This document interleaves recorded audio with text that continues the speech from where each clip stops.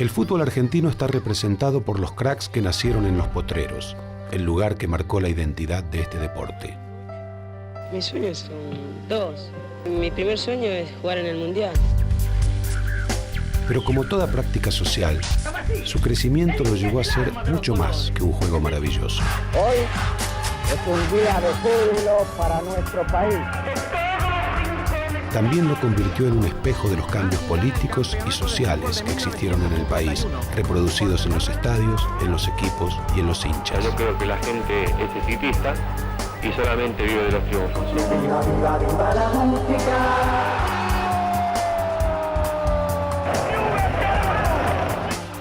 Estoy convencido que todos los equipos argentinos están capacitados para jugar un fútbol que dé espectáculo, un fútbol así, alegre como el que juega ahora acá. La historia no puede interpretarse si desconoce al fútbol como actor principal de la cultura popular.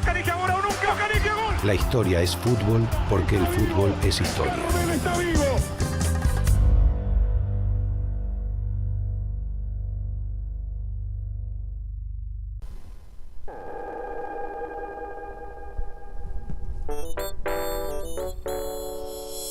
En un país que fue colonia española pero se formó deportivamente en inglés, no es extraño que quien es considerado el padre del fútbol nacional sea un maestro escocés.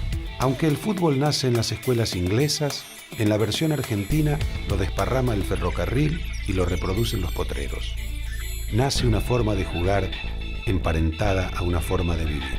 Son los primeros años de la formación de la identidad del deporte que marcaría para siempre a la sociedad argentina.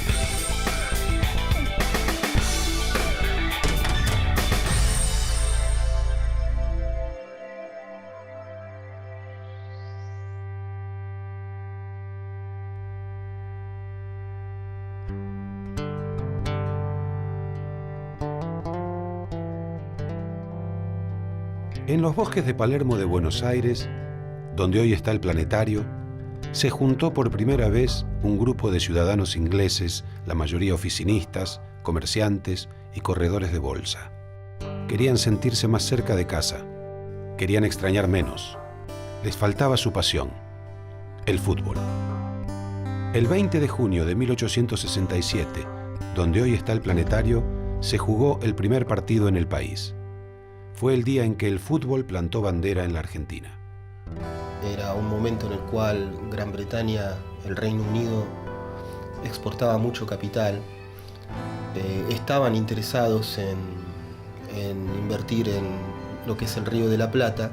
En 1861 asume Bartolomé Mitre la presidencia del país. En Londres vieron la estabilidad política que estaban esperando y es ahí cuando empieza a fluir gran cantidad de capital británico a la Argentina, a tal punto que el Río de la Plata se convierte en el lugar del mundo al que más capital británico llega. Había un club que era el Buenos Aires Cricket Club y algunos socios de ese club, al conjuro de un señor llamado Thomas Hogg, jugaban al fútbol. Y en una de esas deciden formar un equipo y jugar entre ellos. El primer partido se jugó en junio de 1867. Se enfrentaron dos equipos, uno capitaneado por James Hogg y el otro capitaneado por Walter Head. Walter Head era el secretario del club de fútbol, que durante su estadía en Buenos Aires escribió un diario en el cual relataba y describía cada una de sus actividades a diario, con un lujo de detalles, incluidos los partidos de fútbol. Hay inclusive una citación que aparece en el diario Standard, y a los pocos días después de jugar el partido aparece una pequeña síntesis del partido. Gana el equipo de Thomas Hogg por 4-0. No conocemos a los autores de los primeros 4 goles de nuestra historia. No están en ningún documento. El diario Standard dice que fue 4-0.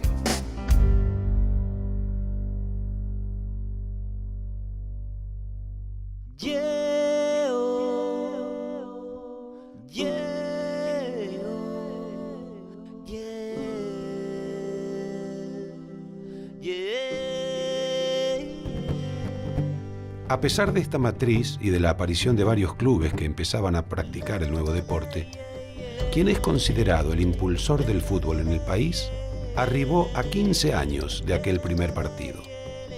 Alexander Watson Hutton, un docente escocés de 29 años, arribó el 25 de febrero de 1882.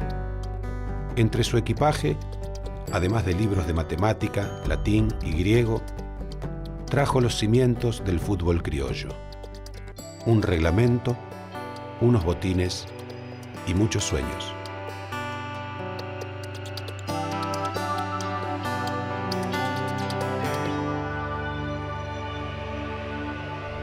Era de una familia muy humilde. A los 2 años perdió a su padre y a los 4 a su madre, con lo cual, siendo huérfano de padre y madre a tan temprana edad, fue criado por una abuela hasta los 9 años, en que fallece la abuela y es enviado para su educación a una especie de internado para niños pobres, para niños huérfanos. Los médicos le aconsejaron, si no quería correr la misma suerte que sus padres y sus hermanos que habían fallecido víctimas de la tuberculosis por el clima tan riguroso de Escocia, le aconsejaron buscar un lugar de clima más templado.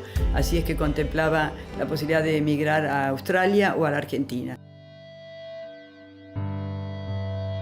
Aunque llegó contratado por la St. Andrews Scott School, rápidamente advirtió que allí no se promovía la actividad física. Su espíritu docente lo llevó a fundar una escuela, el Buenos Aires English High School. Primero funcionó en un predio en la calle Perú al 200, frente a la Manzana de las Luces, y en 1906 se mudó a su sede actual, en Melián 1880, en el barrio de Belgrano. El fervor de este escocés por el fútbol fue tan fuerte que contagió al grupo de alumnos del colegio. Allí se formó el primer gran equipo en la historia del fútbol argentino, el Alumni, 9 veces campeón entre 1901 y 1911.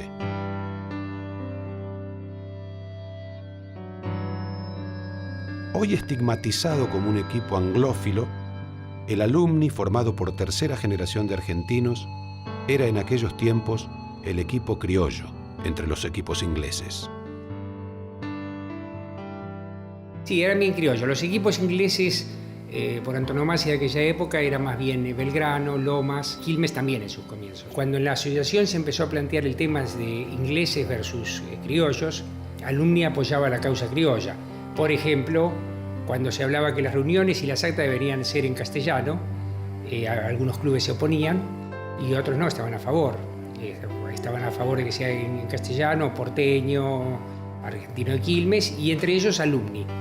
O sea, a pesar del nombre, esta gente tenía muy en claro que ellos habían nacido acá y, bueno, defendían la causa. 5 de los 7 hermanos, más un primo, Juan Domingo Brown, jugaron en la primera versión de la selección argentina. Una selección que debutó oficialmente con una victoria 6-0 contra Uruguay en Montevideo, y que el 24 de junio de 1906 venció 1-0 a Sudáfrica, en lo que significó el primer triunfo de un equipo nacional ante una formación de ascendencia británica.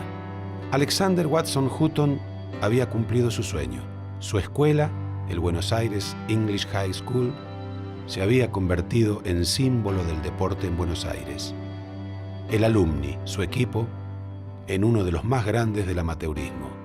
Tengo entendido que se disuelve en 1911 habiendo jugado el último partido y llegó un momento en que ya no lo podían sostener. Por sus distintas ocupaciones no podían dedicarse full time al deporte porque todos ellos lo jugaban como hobby en una forma totalmente amateur. Cuando escribimos a la Universidad de Edimburgo no tenían registro de Alexander Watson Hutton como un gran deportista. Es más, el archivista, con un típico sentido del humor británico, comenta que, bueno, si bien no figura como un gran deportista y no tenía ni idea de que se hubiera destacado en la Argentina, le llama la atención enterarse que después de todo fue un escocés el que le dio una mano a la mano de Dios, haciendo obvia referencia al famoso gol de Maradona.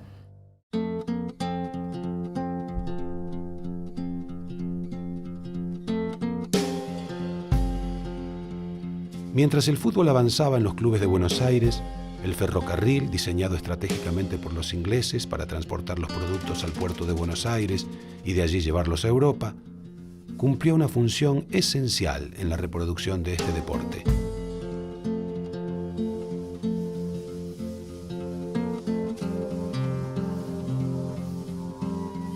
El ferrocarril fue fundamental en el desarrollo del fútbol o la institucionalización en la Argentina del fútbol, porque como lo instalaron los británicos, a través de todas las líneas férreas, sus empleados y sus ejecutivos fueron creando clubes para poder jugar al fútbol. El tren inglés hacia donde va, en este abanico que recorre la red ferroviaria argentina, lleva a gerentes ingleses, a empleados jerárquicos ingleses y en líneas generales, de forma bastante natural, donde instalan una estación como tendencia, especialmente en las ciudades importantes, se fundan clubes y se juega al fútbol. No hay ninguna duda que es el ferrocarril que lleva el fútbol a lo largo del país, seguro.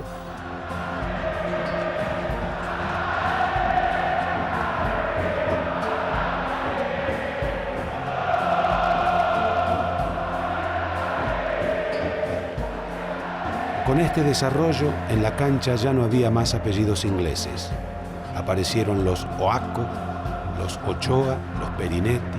Era la fundación del fútbol nativo, la llegada de la academia.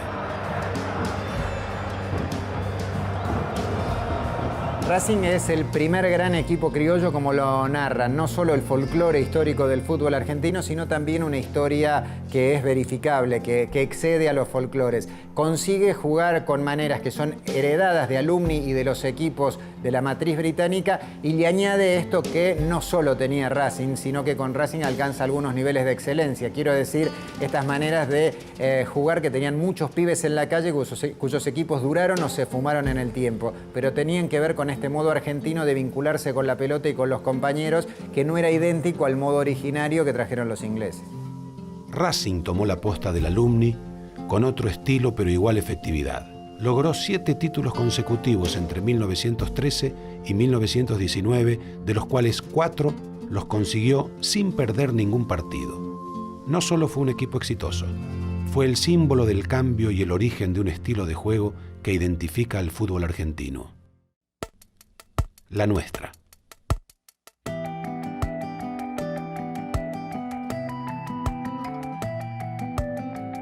La nuestra es la pelota. La nuestra tiene mucho más que ver con el amor a la pelota que con el amor al fútbol. Yo recuerdo un cuento del negro Fontana Rosa maravilloso. Un niño que deja la pelota en un banco, se la olvida, se va y se la olvida, pero cuando llega a la esquina, gira la cabeza y le silba la pelota. Y la pelota se baja del banco y lo sigue al niño, ¿no? Y me sobresaltó porque esa es la aspiración que teníamos, que la pelota nos obedeciera a nosotros, a nuestro antojo, ¿no? Y esa es la nuestra.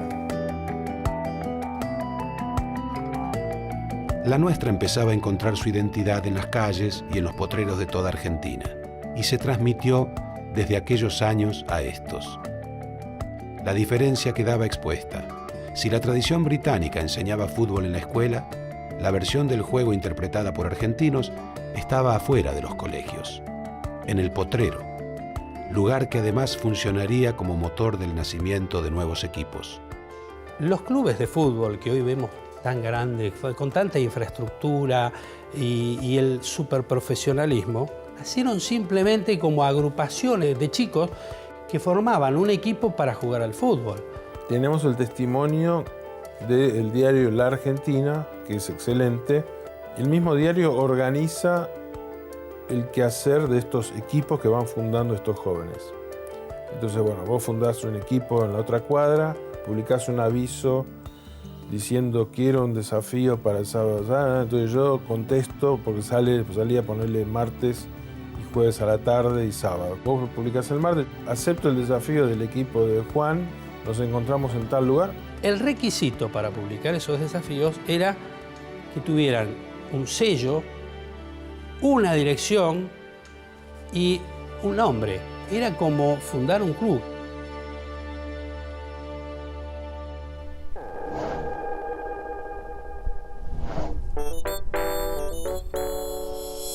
La reproducción de los clubes es el símbolo de un país que modificaba sus parámetros sociales. En 1916 asumía su primera presidencia Hipólito Yrigoyen. La ley Sáenz Peña, que transformaba al voto en secreto, obligatorio y universal, era una de las causas que terminan con años de conservadurismo. Durante su presidencia se estableció la reforma universitaria, creció la industria textil y la petrolera a través de la creación de YPF. A partir de 1922, Marcelo T. de Alvear, otro radical, desarrolló una presidencia diferente. Las políticas económicas y sociales que había delineado el gobierno de Yrigoyen resultaron atenuadas o directamente revertidas, cuestión que le generó serios enfrentamientos con los sindicatos. Anarquistas y socialistas, muchos integrantes de aquellos sindicatos, primero críticos del fútbol porque distraía la conciencia obrera, se rindieron al fenómeno. Argentinos Juniors, por ejemplo, se llamó en sus inicios Mártires de Chicago, por la masacre de trabajadores que se recuerda cada 1 de mayo. En 1924, la Federación Deportiva Obrera saludaba el gesto de los jugadores de Huracán, quienes habían decidido no posar para el fotógrafo de El Gráfico, ya que la revista estaba en conflicto con sus trabajadores. El fútbol no estaba exento de estas luchas y los futbolistas reclamaban que los clubes dejaran de ser dueños eternos de sus pases.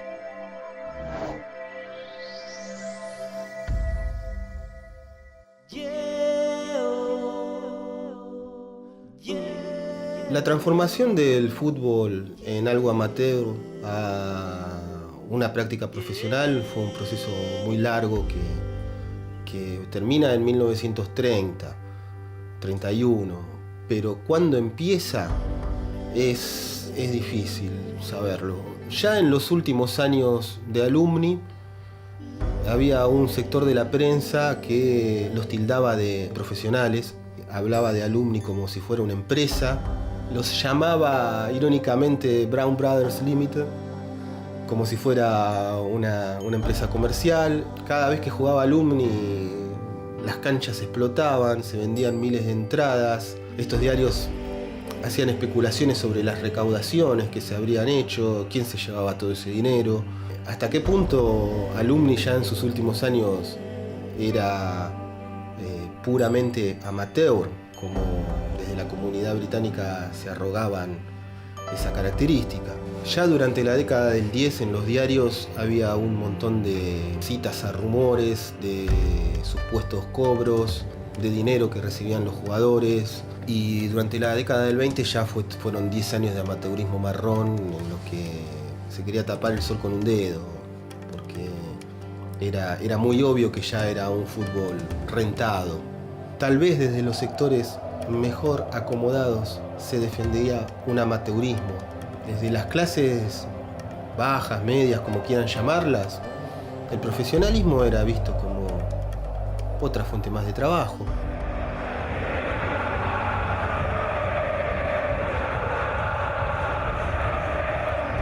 En esta etapa de transición, al igual que con el tango, que fue validado en Europa para que dejara de ser solo un placer marginal en Buenos Aires, se producía el primer gran mito gracias a un viaje por el viejo continente.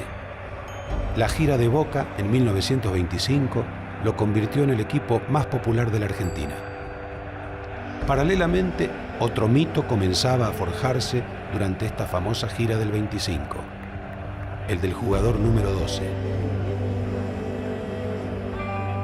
Es un fenómeno bastante curioso, primero porque es la primera vez que un equipo argentino sale a Europa. La segunda razón que es interesante es que es una empresa privada, lo organiza Crítica y un empresario español. De hecho, va a Marini, que es la primera vez que va un corresponsal, y además es el jefe de sección deportiva del diario. La gira de Boca permite subir un escalón más en las ventas al diario. Ya venía siendo el más vendido, todavía mejora muchísimo más las ventas.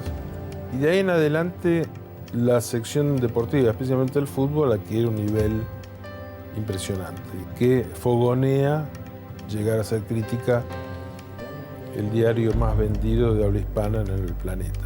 En 1923, un hecho importante sucede en Montevideo.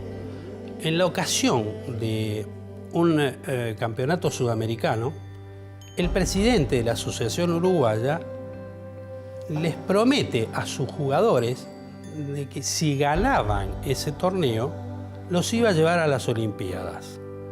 En 1924, en Francia, los uruguayos son el primer país sudamericano en asistir a una competencia olímpica y lo ganan con una comodidad total y absoluta. Al año siguiente se prepara una gira para Nacional de Montevideo, casi en la misma época en que Boca decide organizar la suya propia. O sea, era como que ya se había aprendido absolutamente todo y el fútbol argentino podía exportar sus conocimientos. Y entonces se organiza con unos sponsors, ya en aquella época, una gira por 3 o 4 países de Europa, donde el éxito es total. Y es ahí donde nace la popularidad de Boca. Se lleva incluso, y ahí nace el mito del hincha número 12, a Victoriano Caffarena, un chico de 22 años que fue como reportero y como estaba en todos lados, lo definen como el jugador número 12. Victoriano Toto Caffarena era la imagen del hincha, y especialmente del hincha de Boca. Nieto de genoveses, de donde proviene el apodo de Geneises, se peleó con su familia y le hizo vender un campo a su padre para poder viajar con el equipo durante los 5 meses que duró la gira por Europa, en la que Boca venció al Real Madrid y al Bayern Múnich, entre otros. La recepción fue impresionante. O sea, el público se volcó al puerto para recibir a estos argentinos que habían paseado por el mundo mostrando cosas de nuestro país, en este caso el fútbol, ¿no? Fue impresionante realmente la recepción y la importancia que le dio el periodismo en sus páginas deportivas a la gira.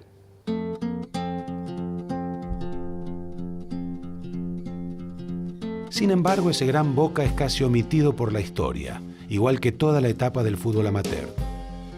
Un error histórico que mantuvo oculto los primeros 30 años del fútbol argentino, como si el gran Alumni no hubiese existido jamás, y tampoco el fabuloso Racing, que ganó 8 títulos entre 1913 y 1921. ¿Por qué sostener hasta hoy que Huracán ganó un solo título en 1973 si ganó los campeonatos de 1921, 1922, 1925 y 1928 de la mano de Guillermo Stabile? ¿Por qué decir aún hoy que Gimnasia y Esgrima La Plata jamás fue campeón si celebró un título en 1929? Lo festejamos como un campeonato. Es algo que tiene más que ver con el sentimiento, con el reconocimiento propio de un hincha hacia su institución. Después, en el reconocimiento social o periodístico, para la gente y para los jugadores fue como un campeonato. En cuanto a por qué el desconocimiento o la poca importancia que se le da en los medios, sobre todo al amateurismo, yo diría que hay 2 causas primordiales. Al comenzar el profesionalismo, el deporte los torneos comienzan a ser más prolijos. Se juegan mejor los campeonatos, no se suspenden los partidos. Después hay otra causa que contribuyó mucho, una obra que salió publicada en su momento del historiador Pablo Ramírez, que era la historia del fútbol profesional de 1931 hasta el 75, creo que salió. Entonces, cuando salió esa obra, que fue un impacto para toda la afición y para el periodismo, sobre todo, mucha gente, como nunca había salido publicado algo igual, empezó a hacer estadísticas, pero las estadísticas las hizo a partir del 31. Contabilizar el fútbol desde el 31 de mayo del 31 es como contar la historia por la mitad. Entonces, ¿qué es lo que cambió? ¿Que blanquearon una situación que ya antes existía también? Es como si el rugby, hoy en día a punto de profesionalizarse, no se contaran todos los campeonatos del SIC, del CASI. Empezamos la cuenta de cero. ¿Cómo? ¿Y el anterior no existió más? En la Argentina de 1930, que sufría su primer golpe militar a manos de José Félix Uriburu, se recortaban derechos y se reprimía a los obreros. Los futbolistas también reclamaban en el centro de la ciudad y se declaraban en huelga. Seguían pidiendo que los clubes dejaran de ser dueños absolutos de sus pases. El régimen, que no escuchaba el reclamo de los demás obreros, recibió a los futbolistas y mató 2 pájaros de un tiro. Disolvió la huelga y abrió las puertas al fútbol profesional en Argentina.